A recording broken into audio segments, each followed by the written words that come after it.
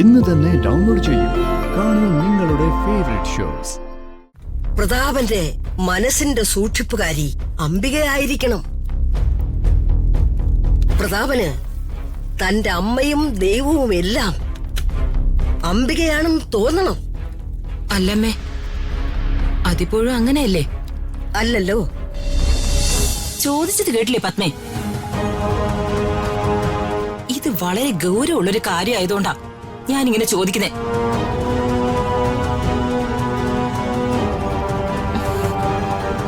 എന്താ മിണ്ടാത്തെ? പത്മയ്ക്ക് പ്രതാപനോട് പ്രേമമാണോ എന്നാ എനിക്കറിയണ്ടേ.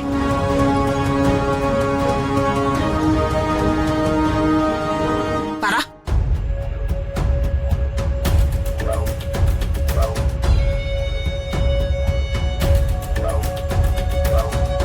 അത് എന്താന്ന് എനിക്കറിയില്ല. ആഹാ, അങ്ങനെ പറഞ്ഞാ പറ്റുമോ? നിങ്ങൾ തമ്മിലേ ഇഷ്ടമാണോ എന്നാ ഞാൻ ചോദിച്ചേ. പറയൂ പത്മേ.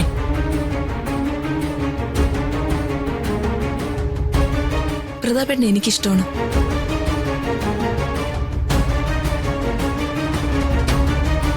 എനിക്ക് പ്രതാപേട്ടയില്ലാതെ ജീവിക്കാൻ പറ്റില്ല.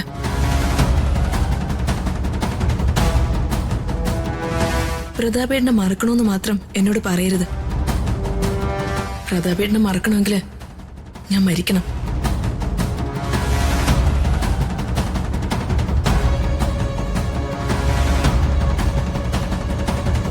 വരും വരായികൾ ആലോചിച്ചിട്ടാണോ പത്മ ഈ പറയുന്നേ? ഞാനൊന്നും ആലോചിച്ചിട്ടില്ല. ഇതിന്റെ പേരിൽ എന്ത് വന്നാലും എനിക്ക് പ്രശ്നവുമില്ല.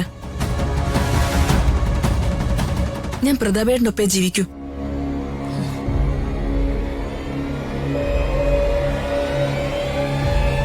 എന്തായാലും ഒരു കാര്യം ഞാൻ ഉറപ്പു തരുന്നു. ഈ ബന്ധത്തിന് ആരൊക്കെ എതിർത്താലും നിങ്ങളോടൊപ്പം ഞാനുണ്ടാവും. എന്നെ വിശ്വസിക്കാം.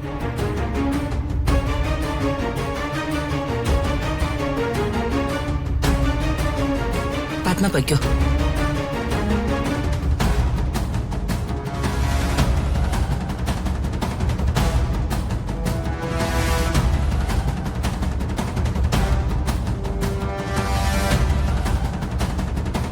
വരുന്നത് വരട്ടെ, അപ്പൊ കാണാം. എന്തായാലും ഇവിടെ എന്തെങ്കിലുമൊക്കെ സംഭവിക്കും.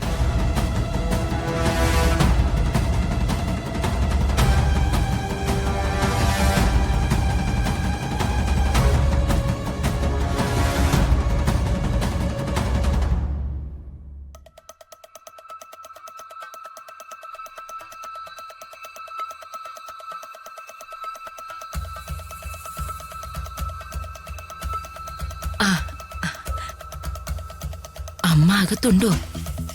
അമ്മ എവിടെ പോകാനാ? അമ്മ അകത്തുണ്ട്. വരും. വാ.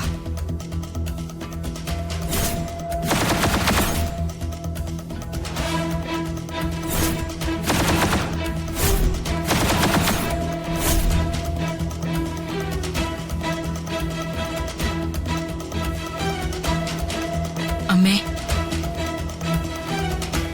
ഇരിക്കൂ.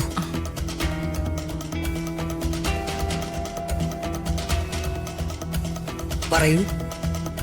വളരെ ഗൗരവമുള്ളൊരു കാര്യത്തെപ്പറ്റി അമ്മയോട് അഭിപ്രായം ചോദിക്കാനാ ഞാൻ വന്നേ. വളരെ ഗൗരവമുള്ള കാര്യങ്ങൾക്ക് മാത്രം ഇങ്ങോട്ട് വന്നാ മതി. ചെറിയ കാര്യങ്ങൾക്കൊന്നും ഇങ്ങോട്ട് വരണ്ട.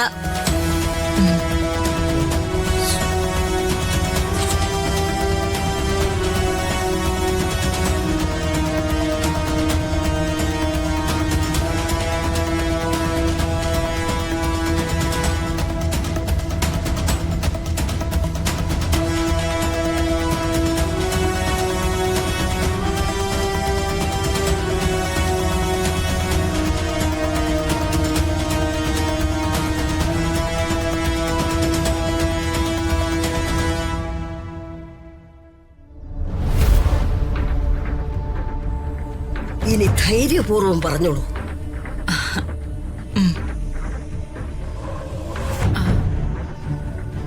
അതായത് എന്റെ ആങ്ങളെയും ആ സൂര്യമംഗലത്തെ ഒരേ ഒരു തമ്പുരാട്ടി കൊച്ചും തമ്മിലെ പ്രേമാ.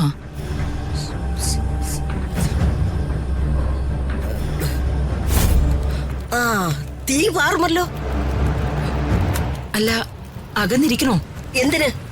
അല്ല, തീ പാറുന്നല്ലേ പറഞ്ഞേ? ഇവിടുത്തെ തീ അല്ല, സൂര്യമംഗലത്തെ തീ പാറുമെന്നാ ഞാൻ പറഞ്ഞത്. അതെനിക്കറിയാം. അവിടെ എന്തെങ്കിലുമൊക്കെ ഉണ്ടാവുമെന്ന് എനിക്കറിയാം. പക്ഷേ എനിക്കറിയേണ്ട വിഷയം അതല്ല. പിന്നെ അറിയേണ്ട വിഷയം എന്താണെന്ന് തുറന്നു പറയൂ. പ്രതാപനും പത്നിയും തമ്മിലുള്ള ഈ പ്രേമത്തിന് പല പ്രതിസന്ധികളും ഉണ്ടാവും.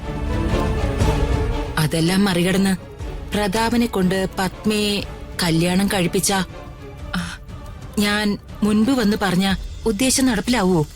അംബികയുടെ ഉദ്ദേശം ഒന്നുകൂടി ഒന്ന് വ്യക്തമാക്കും. അതായത് എനിക്ക് സൂര്യമംഗലത്തെ സ്വത്ത് മുഴുവൻ വേണം. അതുമാത്രമല്ല,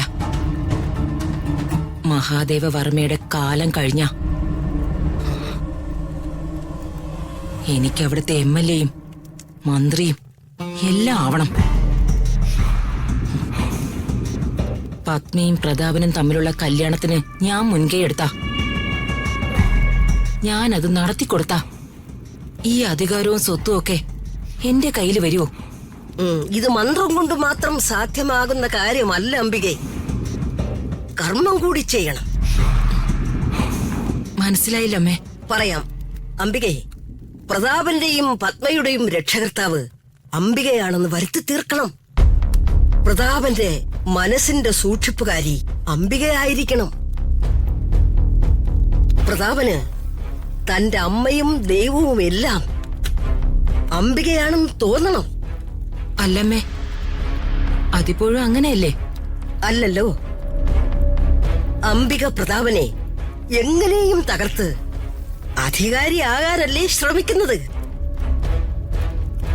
അങ്ങനെ ആയിക്കോ. മനസ്സിൽ ആ ഉദ്ദേശം ഉണ്ടെങ്കിലും അംബികയുടെ പ്രവൃത്തിയിൽ അങ്ങനെ തോന്നരുത്. പത്മയുടെയും പ്രതാപന്റെയും എല്ലാം അംബികയാണെന്ന് അവർക്ക് തോന്നണം. അംബികയോട് ചോദിക്കാതെ ഒറ്റയ്ക്കൊരു തീരുമാനമെടുക്കാൻ പാടില്ല. എന്നുവെച്ചാ അവരുടെ കല്യാണം മുതല് അവരുടെ ദാമ്പത്യ ജീവിതത്തിന്റെ എല്ലാ നിയന്ത്രണങ്ങളും അംബികയുടെ കയ്യിലായിരിക്കണം. അംബിക പറയുന്നത് അനുസരിച്ച് ചലിക്കുന്ന ഒരു പാവയായിട്ട് പ്രതാപൻ മാറണം. മനസ്സിലായമ്മേ? അംബിക പ്രതാപനെ വഞ്ചിക്കുകയാണെന്ന സത്യം ഒരു കാരണവശാലും പ്രതാപൻ അറിയാൻ പാടില്ല.